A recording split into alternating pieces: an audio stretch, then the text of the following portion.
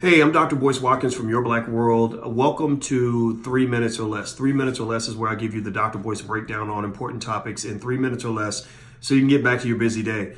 I wanted to talk about Joe Biden and why I will not support Joe Biden for president, or why I'm very hesitant to even consider doing so. Joe Biden announced recently that he's running for president, and that's not a surprise because he was right behind Barack Obama for all those years.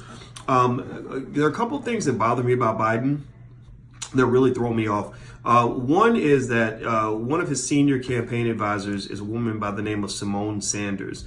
Simone Sanders, if you might recall, is a political strategist who went out of her way to criticize black men for giving their unsolicited opinions about presidential candidates. I think she was upset that there were some brothers that had an issue with Kamala Harris, but a lot of people in the black community had an issue with Kamala. It wasn't just black men.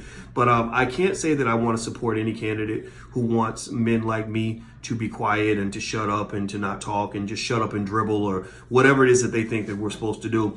Black men should have a voice. Black men should be speaking up. The second reservation I have about Joe Biden is that Joe Biden he's an enemy to black men. And let me explain. Joe Biden is largely responsible for the creation of the whole Me Too culture.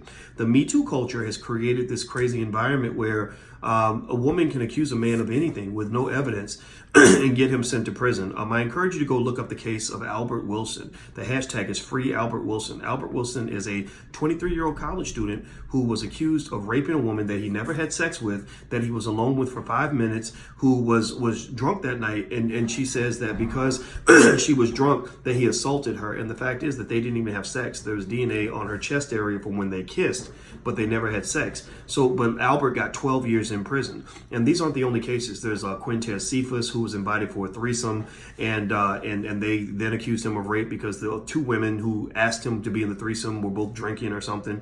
There are other cases, even in the Bill Cosby case, which is really interesting. Not that Cosby's innocent, but if you look at all the articles that are written about Cosby's current conviction, not one strip of evidence, not one strip of physical evidence is presented. And this is a problem. I mean, there are young men being kicked out of school that are having their lives ruined due to false accusations. Sacred Heart University, there was a woman who had decided to have sex with two football players and then decided to call it rape. And they were going to send these guys to prison until they found out that she was lying. So anybody who supports an environment that promotes the mass extermination of black men is not a friend of mine.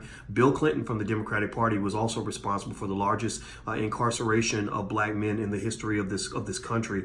So I'm not supporting another person who's going to go on a more extreme version of that. So that's it. I'm Dr. Boyce Watkins. Thanks for hanging out with me. I'm out of here. If you want a free e-copy of my book, go to drboycewatkins.net. That's drboycewatkins.net. See you soon. Peace.